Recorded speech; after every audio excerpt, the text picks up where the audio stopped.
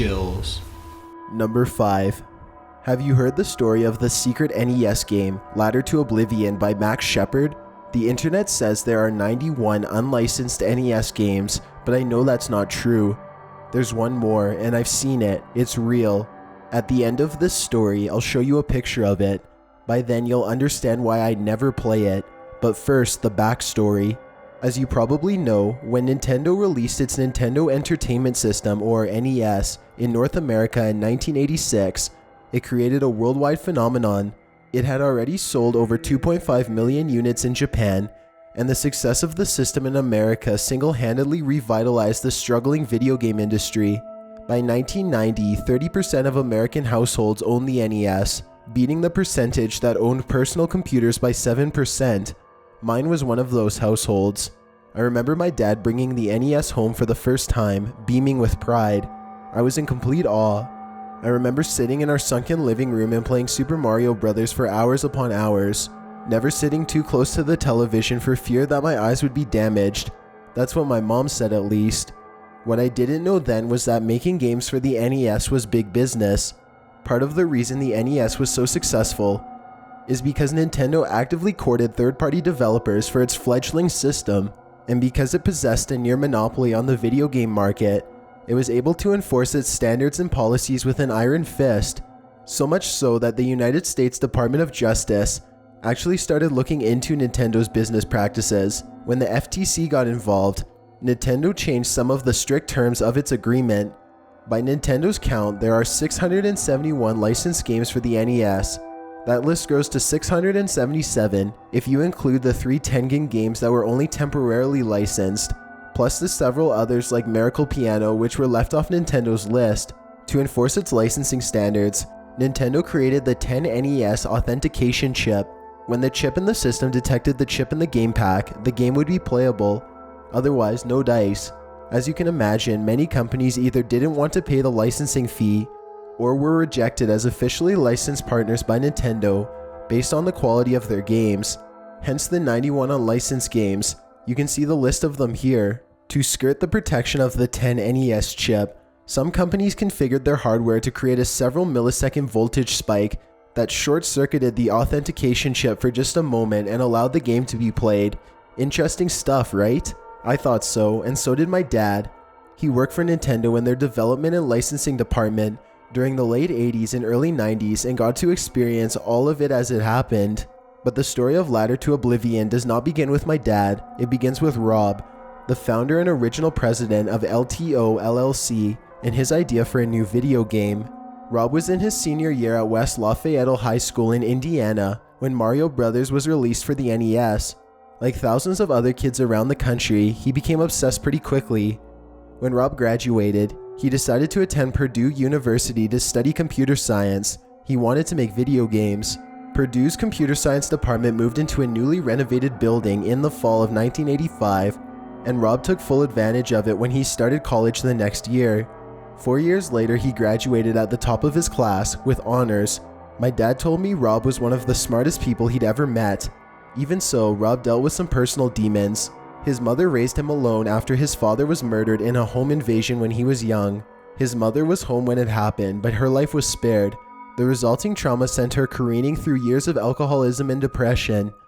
Rob was neglected, as you can imagine, and eventually went into the custody of Child Protective Services.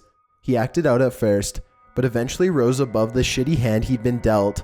When Mario Bros. Came out his senior year, he found it to be the escape he'd been seeking. My dad has told me the story about the day he first met Rob a dozen times. It was May 25th, 1992. He remembered the date because the Friday prior was Johnny Carson's final Tonight Show, and Jay Leno was announced as the new host that Monday. Johnny wanted Letterman to replace him, he said every time, not that Leno fella. That Monday, he was sitting at his desk when the phone rang. The voice on the other side hesitated for a moment. "How'd you like to be rich?" the man said. My dad had heard a version of that question 100 times and typically hung the phone up immediately when he heard it. This time was different. Something in the man's voice intrigued him. "I'd love to," he joked.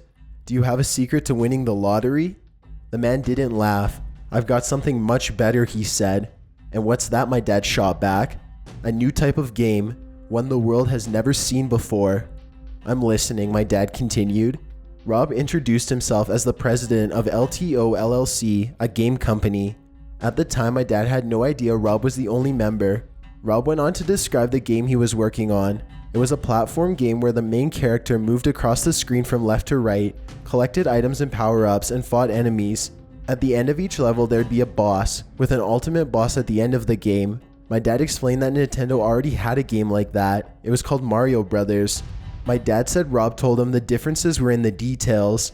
The game would start with a young man who finds a strange wooden ladder protruding out of the ground. When he climbs down the ladder, he realizes he can't go back up again. The only way is forward.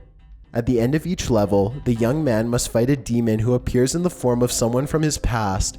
It could be a teacher, a parent, or a friend, but the player would find out it was always someone who had harmed the main character in the past. After defeating the demon, the player climbs down to the next level. There would be 9 levels total. In each, the screen would become darker and the enemies more powerful. By the 9th level, Rob explained, the player would barely be able to see his way through the darkness. At the very end, the ultimate boss appears. The player finally learns who he's been fighting to reach the entire time, a mirror image of himself. Defeating the boss reveals a new ladder that leads back up to the surface. What happens when the player fails, my dad asked. You don't want to know, Rob said cryptically. Can you tell me what it's called? Ladder to Oblivion, Rob almost whispered. Eventually, Rob convinced my dad to meet with him in order to show him the game. It wasn't quite finished yet, but the first 7 levels were playable.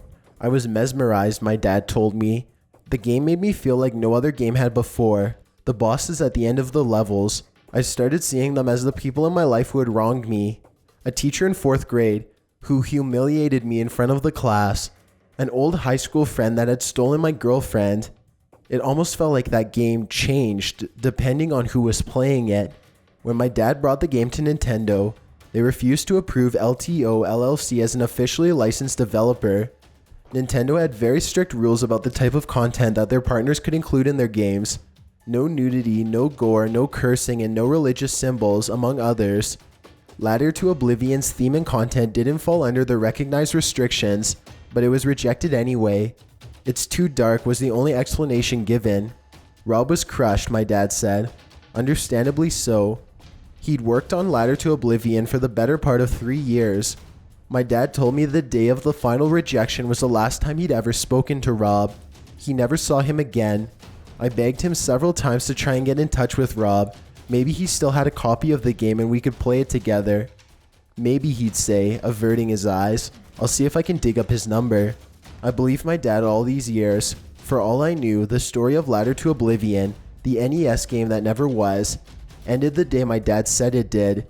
Yesterday, I found out I was wrong. It's hard to even type this, but yesterday my dad committed suicide. It was a shock to my entire family. He seemed happy and never acted like he was depressed. My mother found him in the woods behind our house. The shotgun he'd used several inches from his outstretched hand. I was devastated. Still am. Last night I went to the one place where I felt closest to my dad, his study. We'd spent hours in there playing old NES games and reliving his days at Nintendo. On a whim, I ended up grabbing Mario Bros. Out of its case. I was going to play a final game in honor of my dad. When I flipped the door open, I found there was already a game inside. My dad never left games inside the console. He said it made them wear out quicker. It was Ladder to Oblivion. The art was just how I'd pictured it all of those years. An 8-bit image of a ladder descending into a raging fire. A note was taped to the back. The note contained the real story of Ladder to Oblivion, the NES game that did come to be. I considered transcribing the entire thing, but realized that would be disrespectful towards my dad. The note was addressed directly to me. He'd meant the words within for my eyes only. Plus, the words are dark. They aren't a proper representation of my dad at all. I hope you don't mind that I paraphrase. The day of the rejection, my dad went and saw Rob. He was totally obsessed with Ladder to Oblivion. After a lengthy discussion, Rob asked my dad to join LTO LLC as a partner. It was Rob's plan all along and was the reason he'd asked my dad at the beginning if he wanted to be rich. Together, they'd complete Ladder to Oblivion and release it as an unlicensed game. My dad knew all about Nintendo's authentication chip and how to work around it. They both understood that many of the companies that produce unlicensed games, like Tengen, Atari Software Branch, and Color Dreams, Bunch Games, Wisdom Tree, they changed their names every so often so people would forget about how crappy their previous games were, actually did very well in the market. They knew the risk, that Nintendo could come up with a solution that would lock Ladder to Oblivion out of the NES forever, but were willing to take it. Of course, my dad would be a silent partner. He needed his job at Nintendo. It's what paid the bills after all. In 7 months, Rob finished Ladder to Oblivion. The two were ecstatic, but their joy would be short-lived. The night Rob completed the game, he called my dad and told him it was finally finished. My dad was excited beyond measure. The next day my dad had the game loaded onto 2 pre-production cartridges. He had a friend in the art department whip up a label, complete with Nintendo's seal of quality. That way, they'd think he was working on something for the company. Once they were ready for a large production run, he'd have them made off-site. He didn't want to make any changes. Rob told him not to play the game yet. He still needed to do a complete playthrough from start to finish to catch any remaining bugs. My dad reluctantly agreed. Rob agreed to call him when he'd finished, so he could meet my dad and do a playthrough with him. 5 days later, my dad showed up at Rob's house unannounced. He hadn't talked to Rob since the phone call, and in his paranoia was worried that Rob had decided to release the game on his own and cut my dad out of the profits. What he found was much worse. Rob was dead. I assume by suicide, but the note is unclear. There's a lot of rambling at this part about God and the devil, and a lot of sentences have been scribbled over so heavily, the words are mostly illegible. It looks like Rob left a note. The only words were, "Never climb the ladder," more scribbled out words. At the end of that page, my dad writes, "He finally faced himself." My dad moved on undeterred. He was terribly upset at Rob's death, but the game had taken control of his life. Ever since he'd played it that first time, he said, he's been battling a secret depression. The only thing he believed would make him happy again was to release Ladder to the public. The very next day, my dad brought on a new partner, a friend from Purdue named Eddie who was always looking for business opportunities. That night they got together to play the game. My dad started, but ended up leaving after the 7th level to grab some pizza. When he returned, he found Eddie dead, "Game over" flashing on the screen. Eddie had taken a kitchen knife and slashed both of his wrists. The note gets harder and harder to read, but I think he carved something into his arm. UXXY INXXXE. I'm not sure what that means. He says at that point, he was convinced the game was responsible for both Rob and Eddie's deaths, as well as his worsening depression. He tucked the game away, vowing to never play it again. He couldn't bear to get rid of it though. I was 5 at the time. I obviously don't remember any of this happening, but I do remember us moving around that time. My dad quit his job at Nintendo and we moved out of town. For 24 years, my dad kept his promise. He never played Ladder all the way through until yesterday. I'll include the end of the note here. You can draw your own conclusions. I for one believe my dad, no matter what you all might say, and my dad never told me what happened to Rob's copy. For all I know, it's still out there. Have you seen it? Here's what my dad wrote. 24 years of guilt finally caught up to me today. I climbed the ladder. Something I said I'd never do. I faced myself and I was judged unworthy. Just like Rob, just like Eddie. There's something wrong with the ladder, almost like consciousness. It's more than just the sum of its parts. It looks deep inside you, too deep for light, to the places you didn't know existed. Son, I don't want to die. I XXX to live. But my shotgun is sitting on the floor beside me, and I can hear it speaking to me. It sounds XX sweet. Its voice is a XXXEN''S song. If I can ignore it, I'll tear up this letter, and you'll XXXXX space XXXX the difference. I'm sorry I lied. XX space XXX. I'm sorry. XXX space X lot of things. Please know that I love you. XXX XXX move on. I'm going outside. I can't XXXX it. Please. Number 4. Change is terrifying, especially when you're young. For an 8-year-old boy like me, moving across the country was the biggest change imaginable. When you're young, Leaving the few friends that you've made behind feels like the end of the world. I don't remember the move to Gilliman very well. I just remember crying the whole day there. My parents repeatedly tried to console me. They assured me that I'd make new friends, and that the town of Gilliman had much better parks and open spaces to play in. I refused to listen. Brian, you're going to love it in Gilliman, I promise. My dad was driving the moving truck we rented. No, I hate Gilliman. I want to go back to Springfield. Oh, Brian, I'm sure you'll love it when we get there. My mom echoed this sentiment. Roger doesn't seem to mind moving, does he, Brian? Of course my younger brother didn't mind moving. He was 4 years old and was too young and dumb to understand what was happening. He just sat in his car seat next to me, playing with his little stuffed alligator toy. Ugh, Mom, Roger doesn't care because he's little. If he was my age, he'd want to go back to Springfield too. Roger protested the fact that I called him little, but quickly went back to playing with his toy.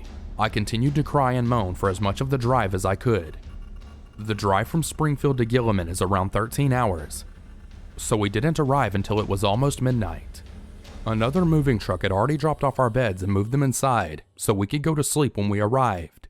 As angry as I was about the move, I was happy to be able to sleep in my own bed, even if I would have preferred it to be in a different location.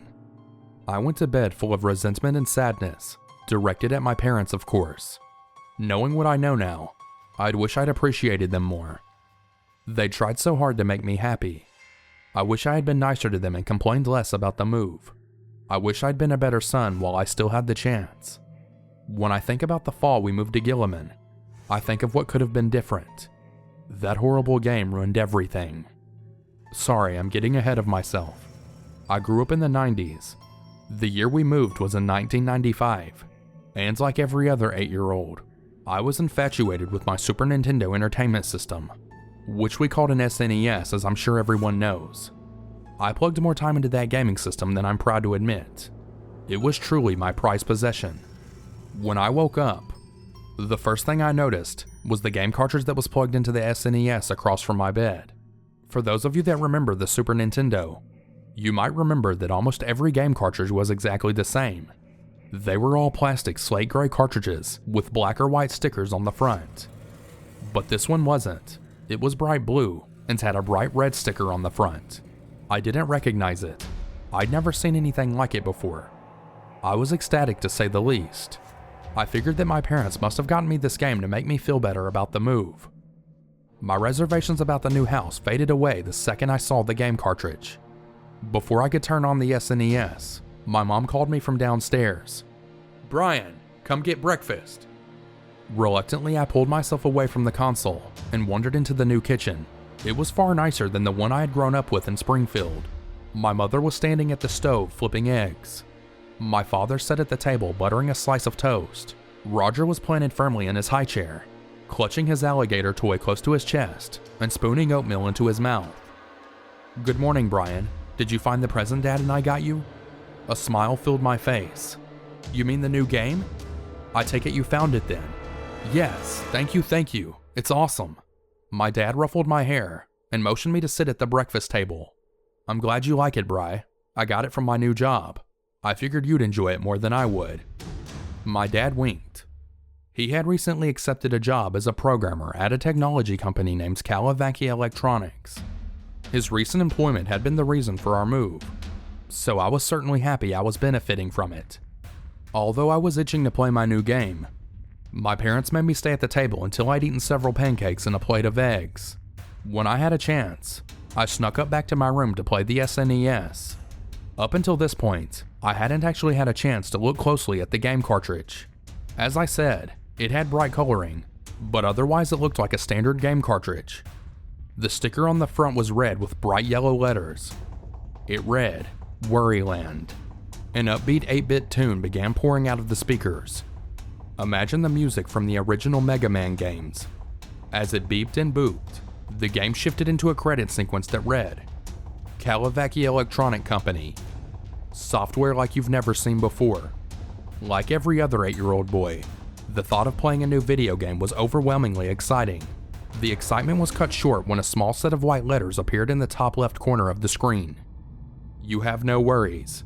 Please try again later. I was frustrated. I tried restarting the game several times, but was met with the same result. I pulled the game out of my console and shoved it into under my bed. This stupid game didn't work. I was annoyed with my parents, but I knew that it wasn't really their fault. They wouldn't have tested the game or anything. Luckily, I hadn't beaten Mega Man X yet, so I had a different video game to take my mind off of it. I forgot about Worryland for a while. School started the next morning. I was nervous about going to a new school and starting the 3rd grade. A lot of kids enjoyed the start of school, but I was never one of them. It usually took me a while to make new friends, and I hated how lonely the first few days felt before I had. 3rd grade started worse than I could have imagined. When I was getting off the bus, I tripped and fell off the step. I landed with a thud on the hard sidewalk in front of my school. Beneath me, something cold and wet was soaking into my clothes. I had landed on my sack lunch, which exploded underneath me. As I stood up, I brushed yogurt and sandwich crumbs off of my shirt. Then I heard Ryan's laugh. Ryan was an older boy. He was the kind of kid that gets sent to the principal's office once a week, usually for terrorizing some younger kid. He was an asshole. You're supposed to eat your lunch, not wear it. Ryan's childish joke provoked a cluster of laughter from the rest of the kids getting off the bus. I stared at Ryan, who was easily a foot taller than me and had at least 60 pounds on me. "Oh, are you gonna cry?" Ryan teased. As it turned out, I was. I ran towards my new classroom, tears streaming down my face. I spent the first half of the day wiping tears out of my eyes instead of meeting new friends. No one in my class wanted to talk to me since they knew I was the kid who tripped getting off the bus. They knew I was a loser. To make matters worse, Ryan confirmed any doubts about my unpopularity at recess. As I attempted to climb onto our playground swing set, I heard Ryan laugh behind me. "Look, the crybaby is trying to take my swing." Ryan was surrounded by a group of no doubt loyal cronies. They all laughed. "It's not your swing." The laughter stopped. Ryan closed the distance between us in a matter of seconds and grabbed me by my collar. "What'd you say?" he asked between gritted teeth. Nothing, I quivered. Ryan punched me in the stomach hard. I began crying again as Ryan let go of my shirt. I ran away from the swing set, back towards the school.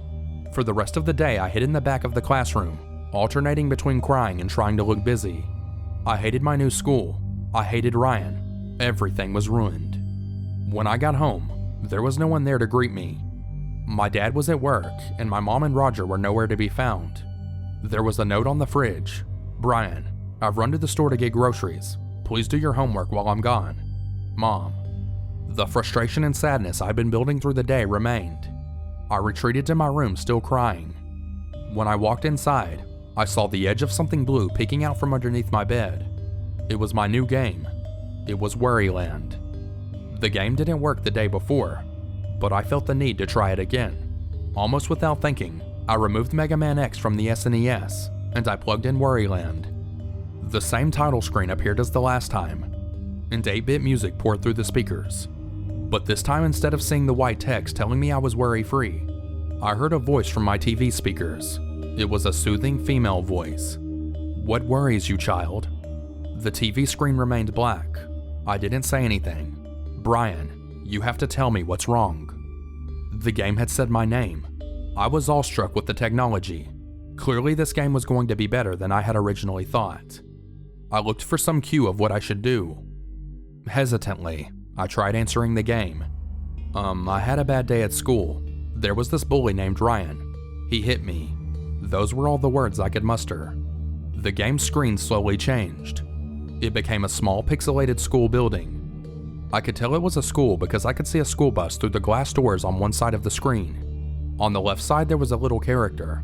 He was wearing a red shirt and blue shorts, but his clothes had stains on them.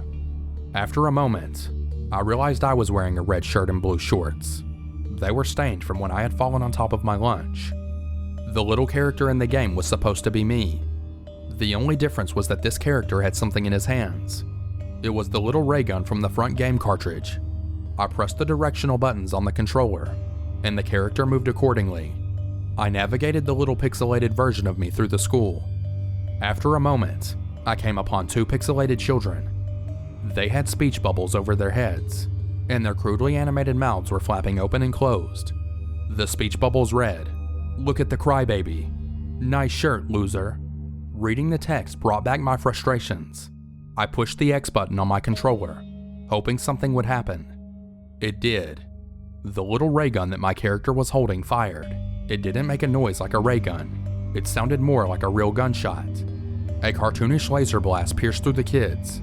Instead of disappearing like in most games, their characters exploded into a gory shower of blood and gore. The gore was surprisingly detailed, especially for a lower resolution game like this. I was a little confused about the objective of the game, but I pressed forward. My character moved through an open doorway, onto a playground. The playground hadn't been rendered in much detail, and the only clear piece of equipment was a swing set. In front of the swing set was a little pixelated person. He was taller than my character and he looked older. This little person also had a speech bubble above his head, but it seemed to alternate what it was saying. This is my swing. Look at the little crybaby. You're supposed to eat your lunch, not wear it. The character was supposed to be Ryan. I had no idea how the game was able to capture the situation in such detail. I was beginning to feel sick to my stomach. Suddenly, a female voice came forward from the speakers once again. Brian, don't you want to be worry-free? What was this game? Brian, press X to end your worries. I hesitated. This game must have been for an older kid. I was starting to get that nagging feeling like I was doing something that I wasn't supposed to be. I began to reach for the off switch on the SNES. Then I heard another voice come through my speakers. Oh, are you gonna cry? It was Ryan's voice. I pressed X. The little ray gun fired, and Ryan's avatar exploded. There was a cartoonish scream, and the same graphic gore exploded on the right side of the screen. The screen went black again. Little white text appeared in the upper left corner of my screen. You have no worries, try again later. I went to bed feeling twisted up inside. I felt like throwing up. My dad must have been able to sense my guilt, because when he was telling me goodnight, he asked, Brian, is something wrong? No, Dad, just tired is all. Okay, you'd tell me if there was something wrong at school, right? Yes, Dad.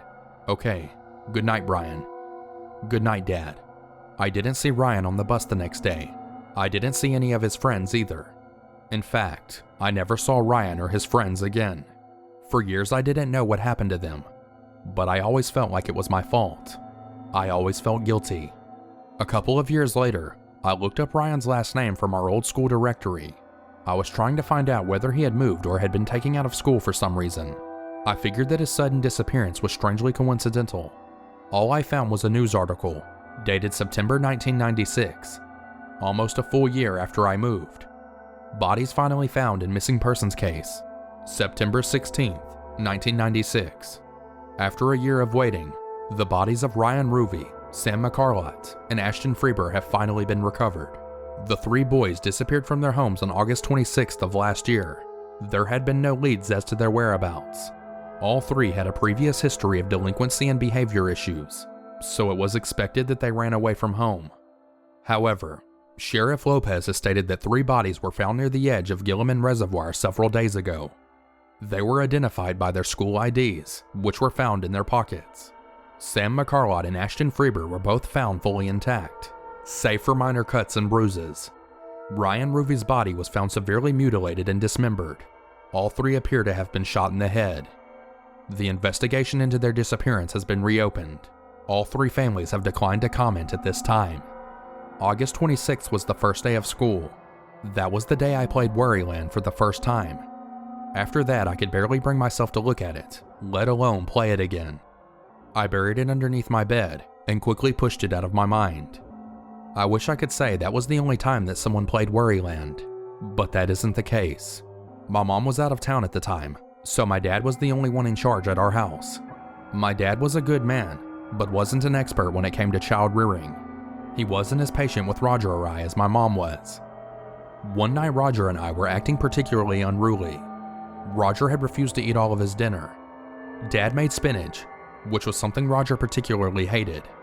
Dad had grown tired of arguing with my 4-year-old brother. He grabbed Roger's alligator toy and told him, "I'm taking this away.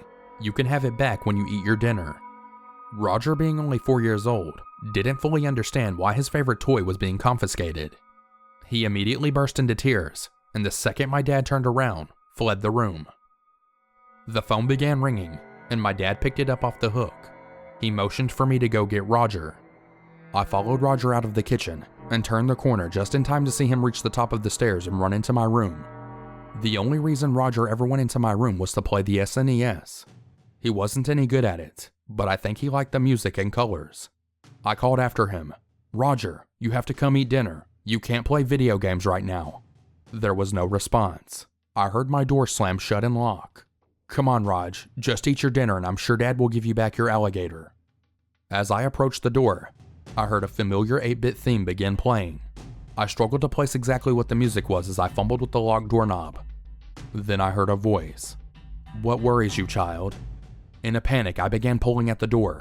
I tried to force it open, but it was too strong for my 8-year-old body. I heard Roger answer, "My dad is being mean." I listened intently as the game's music quieted. I heard Roger pressing buttons. I heard my dad's voice come from downstairs as he talked on the phone. I heard the game speak again. Its voice was calm and even, almost peaceful. "Press X to end your worries." Panic flooded my brain. I screamed for Roger not to press X. I screamed for my dad to stop talking on the phone. I was too late. A cartoonish scream came from my room. A real one came from the kitchen. I ran downstairs. The kitchen was empty. The phone, which had been at Dad's ear just a second before, was lying coldly on the ground. A dial tone poured out from the receiver. The back door was open. They never found Dad's body. I'm not sure I want them to. I don't think I want to know what happened to him. Ever since then, it's just been me, my mom, and Roger. We stayed in Gilliman, but we had to move to a much smaller house since my dad wasn't around anymore. A couple of years later, my mom ended up selling my Super Nintendo and all of my games, including Worryland. We needed the money to make ends meet. And besides, I didn't really want to play video games anymore. They made me feel sick. Still, I wonder sometimes who has that game. I wonder if they've played it yet. I hope to God if they did, they were worry-free. Number 3. It all started on a gray, rainy April evening in 1992. It was a Friday. I know this because my parents only allowed me to make my way down to the local video library and rent a new video game on Fridays after I had gotten out of school. It was like my reward for being a good boy and making good grades. So 6-year-old me had picked out Top Gear for the Super Nintendo. The black sports car on the front of the box, surrounded by a blaze of what I assumed was a fiery nitrous oxide propellant, called to me, and so did the tagline advertising, 2-player simultaneous racing. I'd often spend weekends over at my friend Brett's house. We'd make our way to his 3rd floor room. I called it the blue room because the carpet and all the walls were blue, and make his fold-out bed into a couch, grab a snack, and play video games for hours. It was surprisingly spacious up there too. Sometimes we'd take breaks and turn out the lights to have a glow-in-the-dark Nerf gun battles, or play a game of hide and seek. But tonight we were going to race around the world, USA, Brazil, Japan, Germany, you name it. And instead of switching off the controller like we normally did, we could play together the whole time in glorious split screen. I stepped out of my mom's car as she dropped me off at Brett's house and kissed her goodbye. The rain pelted gently against the top of my navy blue raincoat, and my little Velcro shoes sloshed through the puddles as I waded to Brett's back door, with the game rental box clasped to my chest. His parents let me in. I gave them a quick hello and bounded up the steps to the blue room. Brett swung open the door. "What'd you get, Kevin?" he asked with wild, excited eyes. "Top Gear, they just got it in today.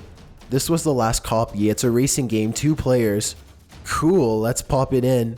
With that, I ripped open the case and Brett mashed the cartridge into his SNES. He plugged in both controllers and gave me the Player 2 one, as was customary. "Hey," I said, "before we play, let me go and grab some drinks and snacks." "Okay, but hurry up." I returned in a jiffy with a couple of peanut butter and jelly sandwiches his mom had already made for us in advance, and some Kool-Aid. As we ate, I thumbed through Top Gear's instruction booklet. What happened next makes my skin crawl when I think about it. I flipped to the very last page of the manual. Everyone familiar with old school gaming will know this was typically the notes page, where you jot down passwords. I looked at it closely. In the middle of all those blank lines, something was scribbled in red pen. Huh? I looked at the scribbling quizzically. Brett glanced over. "I thought you said this came out today." "It did." Then how'd this get on here? No clue, man. We both looked at each other in confusion. Well, what does it say? Brett asked. I leaned in. It's a poem. It says, Mustang Sally, or should I say Michelle, what's helplessly screaming, your tires, then you, in hell. -JJB. I shot a look to Brett. Should we tell your parents about this? We can tell them later. It's probably just some dumb joke. Don't you want to play? Okay, we'll tell them later. With that, we booted up the game. Everything about Top Gear was mesmerizing. The sense of speed, the music, the tight controls. Hours flew by effortlessly. We played in a trance, racing across Vegas, Rio, Tokyo. Checkpoint after checkpoint, finish line after finish line. The white dotted line zoomed past us at a blistering pace. Pretty soon we had finished the whole game. To our dismay and disappointment, we didn't experience any glorious cutscenes. What we got was a message displaying the following. Congratulations on completing Top Gear, but can you win on championship level? Brett and I looked at each other and let out exasperated sighs, but then nodded. We changed the difficulty to championship in the option screens and set out to beat the game again. Meanwhile, the rain intensified outside. It was gray as ever, turning dark, and we were in the midst of a roaring thunderstorm. Thunder cracked loudly outside the back window as Brett started the next set of races.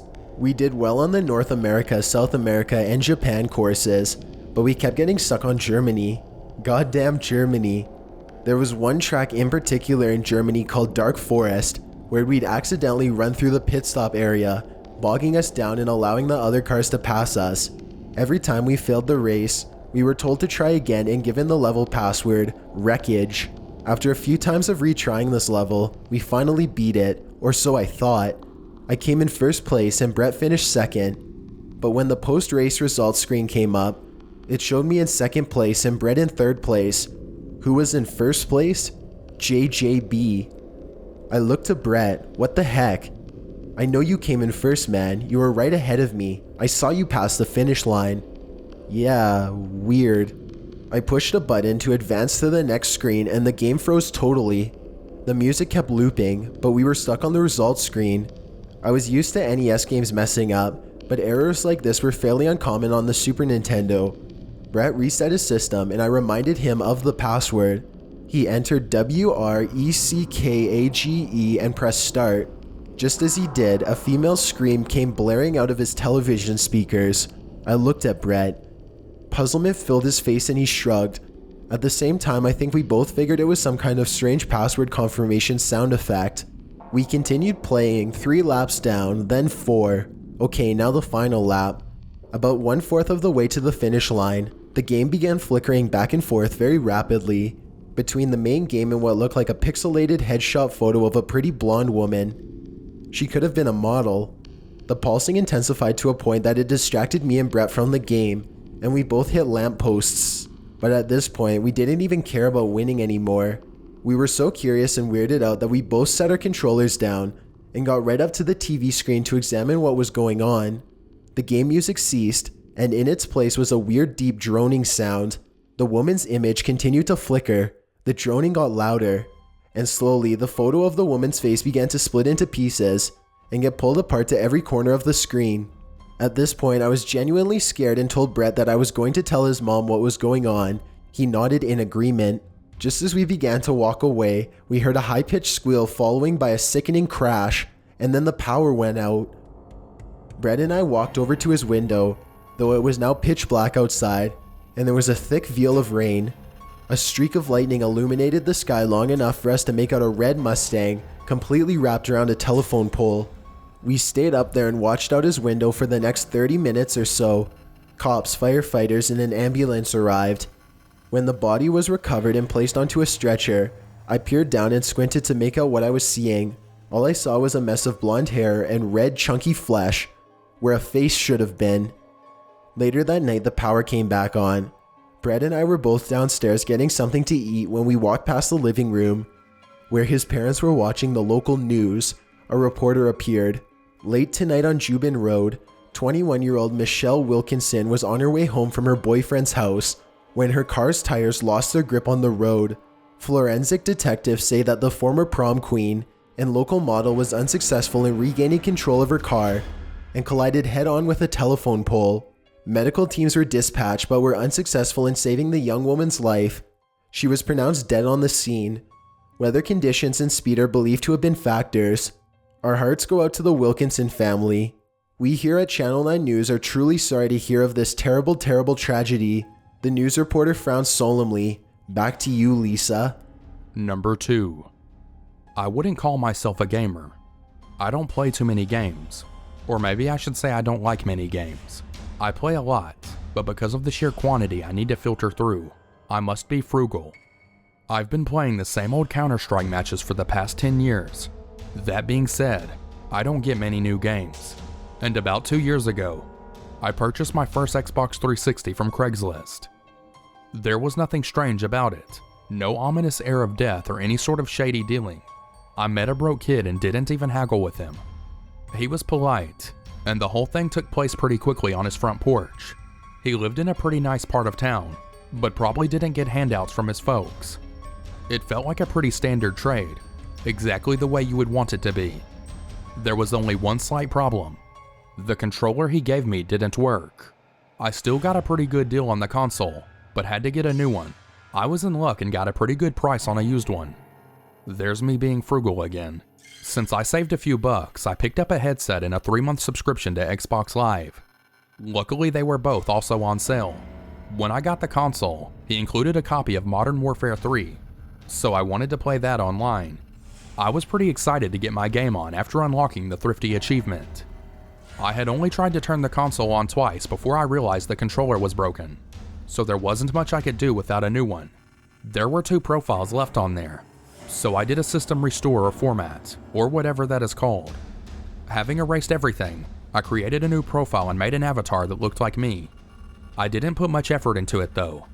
After a few frustrating minutes of network configuration, I punched in the code on the prepaid card I purchased, and was online for the first time. Finally, I was connected to a world of current gamers, and excited to try the latest shooter. I wasn't up to date with modern games, but apparently my skills were. In Call of Duty, I was getting first place in nearly every match I played. It almost felt like I was cheating. Was I doing something different that no one had thought of? I started uploading videos and posting on forums. Some people would message me and invite me to join their clan, and I felt like a mini celebrity.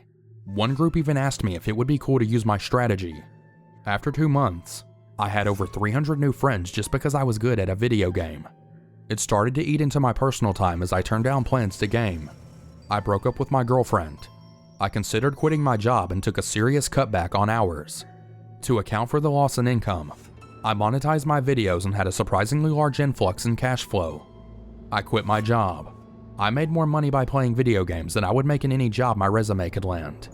In less than 3 months of owning an Xbox and playing this game, I had become a highly respected Call of Duty player, and a new game in the franchise was about to come out. Black Ops 2 was hitting the stores in 1 week, and I had the potential to rise up the leaderboards if I jumped on it the day it came out. I remember waiting in line at midnight. I remember running out of the mall, not starting the car, but certainly ripping the shrink wrap with my teeth while driving home. The smell of the new disc was heavenly. I sped and should have been ticketed, but managed to pop that disc in my tray less than 15 minutes after the time printed on the receipt. There was a problem. My gold subscription was up. No big deal. I punched in my debit card numbers and was online in a few minutes. After 4 days and 12 hours of total sleep, I had made it to the top 50 on the player leaderboard for Black Ops 2. I needed some rest, and took a day off from playing. This was the first time I really fiddled around with the Xbox. I had been playing Call of Duty non-stop since I discovered my skill set was perfect for that game. I signed up for Netflix, watched some shows, then connected to my Facebook. I didn't really share my successful game-related YouTube channel with my friends, and a few people commented on the status update that I linked to Xbox. After watching a movie, I checked Facebook again via Xbox, and saw I had 30+ friend requests. Someone had recognized me from the link to Xbox update, and now my personal Facebook was widely known to my YouTube channel. This was slightly annoying, so I went private. The problem wasn't really solved. I still got a lot of requests, so I made a Facebook profile for the YouTube page. After a few weeks and hitting the number 10 spot on the Black Ops 2 leaderboards, I had more friends on that profile than my personal one that I've had for as many years. It was only a short matter of time before I was invited to a tournament, and before long, I was on a cross-country flight to play for $10,000 in Los Angeles. I was set to play in front of a crowd. People cheered when I walked to my station. I had been playing the damn game for 6 months of my life, and I was somehow famous. An article released before the tournament called me a prodigy, and titled the article something like, "Why I'll Win." Then we started, and I failed. Miserably. I played the worst I ever had. Total loser. I placed dead last by a long shot. I choked under pressure, they said in video commentaries. As quickly as I had risen to e-success, it was all gone. The fame, the fans, the viewers, and the money. I didn't change anything about the way I released videos or played, but no one wanted to watch them anymore. I even ranked up to number 7 on the leaderboards. But it didn't matter. The dream was over. I needed to get back to reality. I needed to get a new job and reboot my life. I did so pretty quickly, and just like that, my short-lived life as a celebrity gamer was over. My new job was in the same field as my old, but at an office with a lot of younger folks. They would talk about Call of Duty and I wouldn't say a word. Little did they know, they had probably watched some of my videos before. Unbeknownst, one of the game's best players worked in an office down the hall. Or was I? The console that had brought me fame sat beneath my giant TV that I purchased with the ad money from YouTube gathering dust. I would occasionally use it for Netflix, but for the most part I was done. I wasn't a gamer anymore. It was fun, but it was over. I even used a different account for Netflix so my old friends wouldn't message me and ask to play. Frankly, I never recovered from the failure at the tournament. Despite not playing anymore, it always bothered me how the huge disappointment in the tournament occurred. I didn't change my strategies for the tournament at all. In some ways, playing the tournament felt unnatural. It wasn't the same as playing at home. Perhaps that's just it, I thought. I'm sure some gamers who smoke would do better at a tourney if they had a cigarette in their mouth. Despite this, I still should have done alright, but I didn't. I was number 7 in the world, but number 40 in a tournament of 40 people. Time went on as I led my normal life, but then, on November 22nd of last year, things changed. It was a Friday which I had off, and slept into the sound of someone at my door. It was FedEx with a large package. I signed and accepted, because sure, why not? I was suspicious, but opened it to find a brand new Xbox One and a copy of Call of Duty Ghosts. It was from Amazon. I didn't order it. I checked all of my bank statements, my PayPal, my Amazon account, and anything I could think would have proof of this purchase. Maybe I pre-ordered during my gaming fame. Nope. I couldn't find it anywhere. I'm not sure why I thought it would explain anything, but I booted up the 360 and logged into my former Xbox Live account. There were a bunch of friend requests and messages from fans, but nothing seemed out of place. Then I received a system message. It asked me if I would like to link my account to my Xbox One. This was a little strange, as I hadn't unboxed the thing yet. I powered down and set up the Xbox One. I logged into my account. It asked me a similar message to the one I saw on 360, but seeing it here made more sense. I had my profile available on the new console. After all, it was Friday. I had nothing to do. My Call of Duty Elite profile carried over some stats from the 2 other games I played, but it looked a little suspicious. These results said I was the number 4 player in the world for Black Ops 2.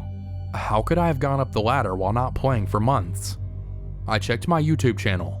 It was full of new videos I didn't post, but in the vein of ones I would. Was someone using my account and keeping up with my gameplay? Even the gamer tag in the videos was mine. It was my account. Was I Jekyll and Hyde? Was something broken in my brain? Did the loss of that tournament cause me to divide my own life into 2 different worlds? No, I am sane. This is absurd. Someone was using my Xbox Live account and recording videos to my YouTube as if they were me.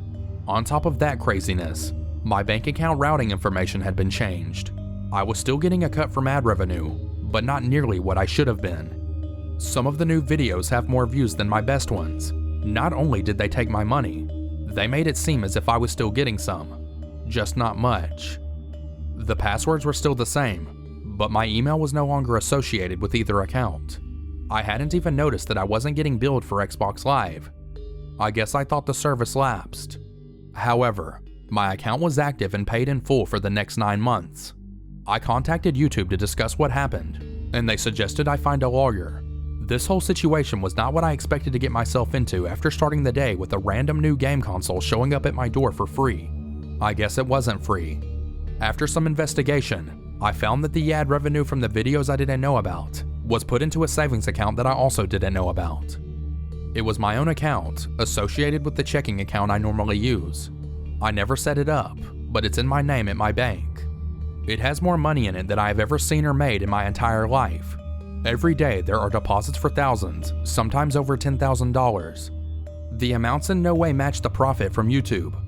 That's maybe 1 or 2%. At this point, I had no idea where the rest was coming from. During my game fame, I alienated a lot of my close friends and didn't really have anyone to confide in. This was all hitting me pretty hard. I was so confused, I broke down and started crying. Then the Xbox One made a noise. It was a faint beep, but the tone was so consoling. It made me stop crying and I didn't know why.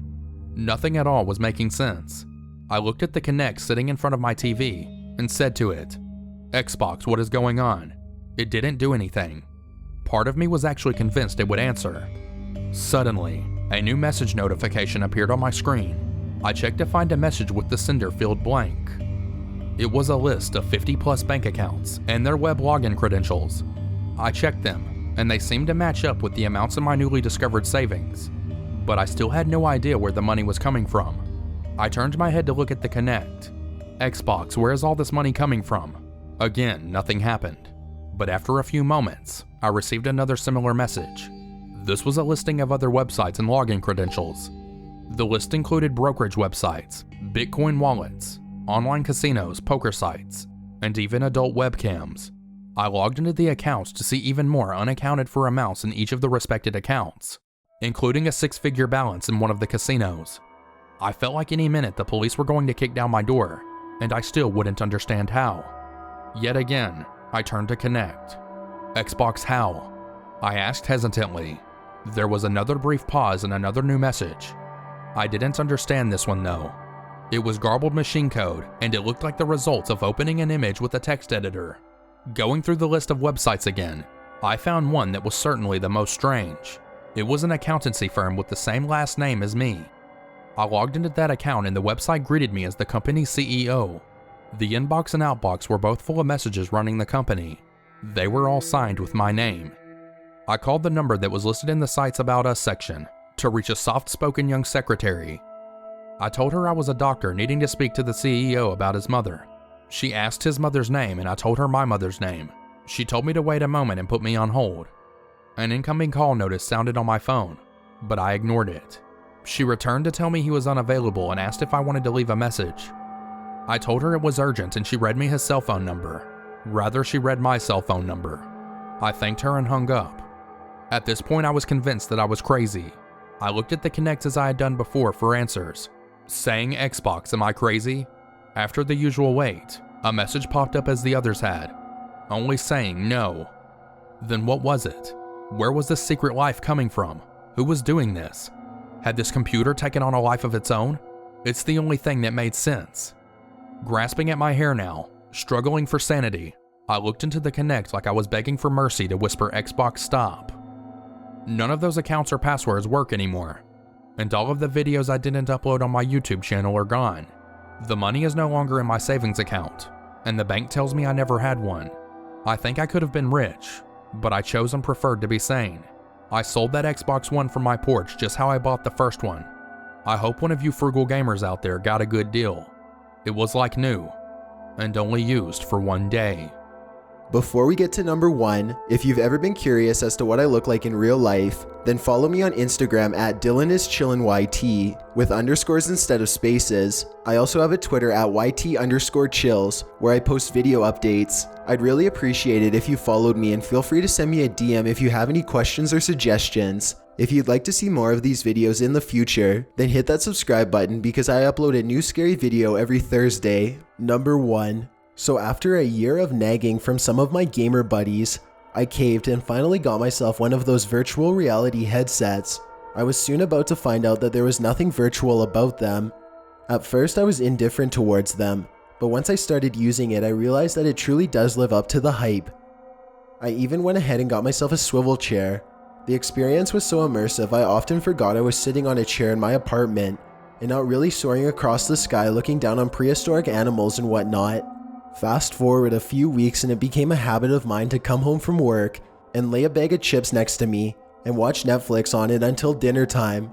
Okay, so for those of you who have no experience with a VR headset, let me just tell you that it's identical to a real theater when you watch movies on it. You'll see yourself sitting in the middle of a cinema hall, or whatever setting you choose, but all the chairs are empty. You can even look back behind you, like 180 degrees behind to empty rows of chairs. I always wondered what it'd be like to own a personal cinema hall, and this was the closest I'd ever been to it, so it was pretty cool. So one day I come home as usual and follow tradition, and decided I'd binge watch True Detective. It was a weekend, so I wasn't worried about sleeping late, and my girlfriend was out of town, so I really had nowhere to be. I'm down 3 episodes of season 1 and really gripped the whole series. Half episode in and I hear a light thud, as if a door just closed behind me. I take the set off and look around wondering who might have walked in, and I realize that there is no door behind me. I'm sitting against a window on my couch. I still get up and make sure that my door was locked, and to my satisfaction it was. I shrug it off and continued to sit down and watch. So my weekend is coming up and I'm back to work. I walk in and to my delight, Kim is already there, my girlfriend. I chat with her for a while and catch up with her before our shift starts. After a day of listening to entitled brats and putting on fake smiles when they try on clothes, I'm beat. I work at a Zara store and we get a lot of people coming in who think they own the store and the people working there. Kim and I grab dinner and we decide to spend the night at my place since we'd been apart for the weekend. It's about 1 a.m. when I wake up to have water. As I'm making my way to my room, I hear a light thud behind me. I turn around and notice the window in my hall is open. I figure the wind must have blown the bathroom door closed or something, but to my surprise it was open. Now I didn't give it much thought, partly because I was too sleepy, and partly because knowing someone else is there with you in the apartment makes you less likely to think negatively of such minor occurrences. I slowly drag myself to bed and fall asleep once again. To give you an idea, my apartment is L-shaped. The smaller head is where the hall and bathroom is, and the longer head has 2 bedrooms opposite to each other with a storage room in between. The next day I get home and watch A Million Ways to Die on the VR. I'm laughing and really enjoying myself when I hear the all too familiar thud behind me. I instinctively turn my head with the VR on and stare at the end of the hall, at the entrance. I see something. It's a dark patch a little darker than the surroundings. You guys know liquid black, like the ink? Yeah, that kind. I restart the device and look up again. Still there. I figure it must have always been there since I never really looked up there. I continue watching the movie and I'm laughing and suddenly stop. I'm overwhelmed by the realization that I'm alone in my apartment with a headset over my eyes and I feel like I'm being watched. Now, I'm not one of those paranoid types, but the feeling was just too strong. So I take it off and decide I've had enough of virtual reality for one day. For the next few days, I stayed away from it and spent more time with Kim. Fast forward a few more days and it's the weekend again, and Kim has to be away again. I prepare myself for another weekend without her. I get a call from a friend and he says there's a new bar that opened up across the street to where he lived, and we went to check it out. We had a few drinks, chatted a bit, and went on our way. I figure it's only 11 p.m. and I have nothing to do tomorrow, so I think I'll finish the movie I left off. I wear it over my head and start the movie, but my gaze is suddenly directed towards my extreme left on the last seat of the row ahead of me. I see a liquid black. I recalled the ink blot I'd seen over at the back and turn around, but it isn't there. Now I'm genuinely freaked out and just take it off. I decide I'll contact the company about this first thing in the morning, assuming it's a glitch. So I wake up and contact them and they ask me to come over to their help center. They checked it out and said it was fine. I checked it and it was. They said sometimes stuff happens that's really hard to pin down and just fixes itself. I figured it was a fair enough explanation, because that usually is how most technology behaves. Satisfied with my visit, I return home. Now I won't bullshit around and cut to the chase. It was there again, but closer now. It sat just a few chairs behind me, and I could almost make out its features. It didn't seem like an ink blot anymore. It suddenly felt like someone touched the back of my neck and whispered in my ear.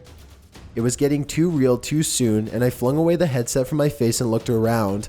No one. Obviously, I was alone. I chuckled and thought how silly I was being and looked over at the corner of my room. I seemed to have broken the headset. I frowned thinking I wasted all that cash due to a little paranoia, but a little part of me was glad it broke. The weekend is up and I'm back to spending time with Kim and working. We went to grab dinner after work, and I noticed something in my peripheral vision while eating, and it slowly becomes clearer. An ink blot. Now, I'm not stupid, so I instantly made the connection and realized I wasn't even wearing the headset. I tell Kim we're leaving and pay at the front desk and leave. She asked me what that was all about and looked at me weird. I tell her just to be quiet for a while and we go back to her place, because I'm certainly not staying at mine after what just happened. So here I am, scared out of my mind and not sure what to do. I'll update if anything happens. Thanks for checking out this video. Be sure to subscribe because I upload a new scary video every Thursday. Or if you're still not convinced, here are some of our other videos that I think you'd like. Enjoy!